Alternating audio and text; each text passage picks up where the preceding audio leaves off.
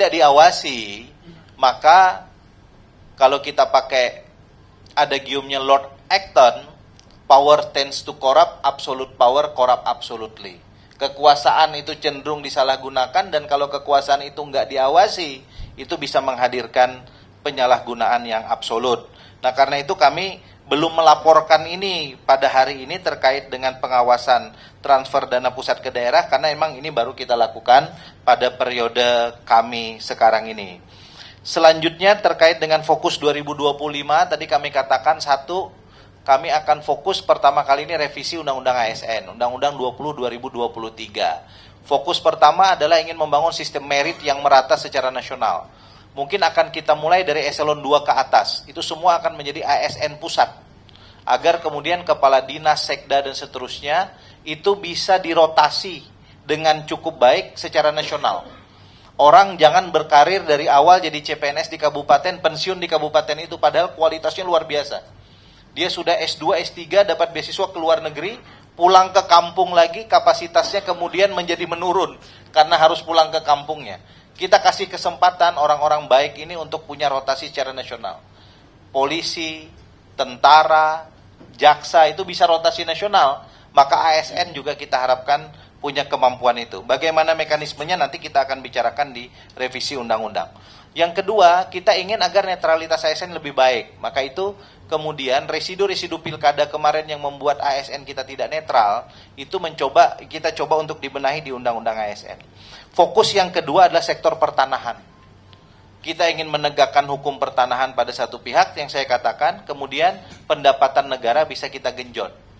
Kalau perlu, kita buka saja 3 juta hektar itu di mana lokusnya, siapa yang nanam, badan usahanya, kan kita tahu nih badan usahanya pasti tahu kita. Karena tadi modusnya yang Pak Bahtra bilang, dapat 1.000, nanam 4.000, jadi 3.000-nya ilegal. Ini badan hukumnya milik siapa? Udah berapa lama? Kita buka saja kepada publik. Persis seperti kita ingin menghadirkan tax amnesty. Kalau tax amnesty itu daftar orang yang ingkar bayar pajak dibuka. Tapi kemudian bukan untuk melanjangi, untuk dikasih kesempatan taubat. Bayar pajak dengan baik. Sama dengan land amnesty ke depan. Kita buka saja daftarnya, kita kasih kesempatan mereka untuk kemudian segera mendaftarkan tanah-tanah ilegalnya kepada negara. Dengan itu kita berharap kemudian Komisi 2 bisa turut serta menyelesaikan persoalan pelik yang selama ini ada di Republik kita tercinta ini.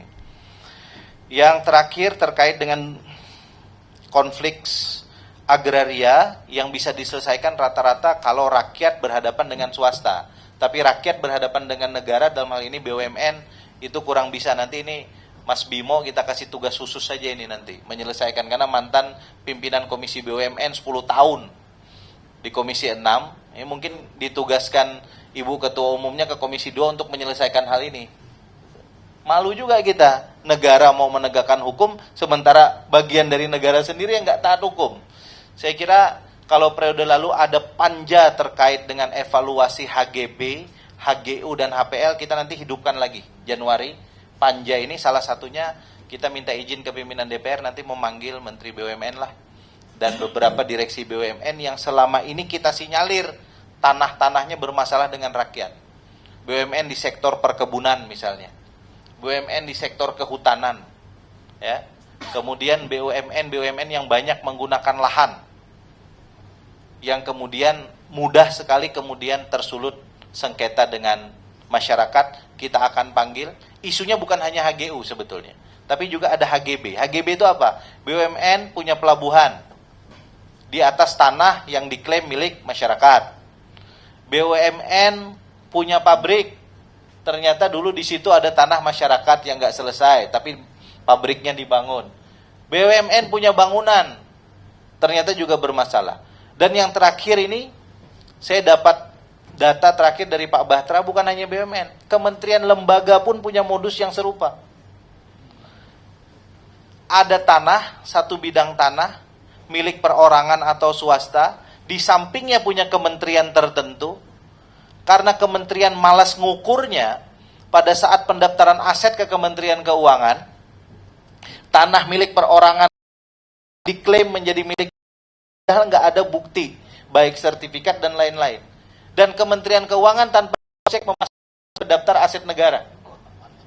Nah, sekarang orang ini, begitu dia mau jual, dia dapat persoalan, karena pihak ketiga nggak mau membeli, karena ternyata juga terdaftar di kementerian lembaga yang memasukkan ke Kementerian Keuangan. Nah, hal-hal begini saya kira terkait dengan administrasi negara, administrasi pertanahan kita yang harus kita benahi ke depan.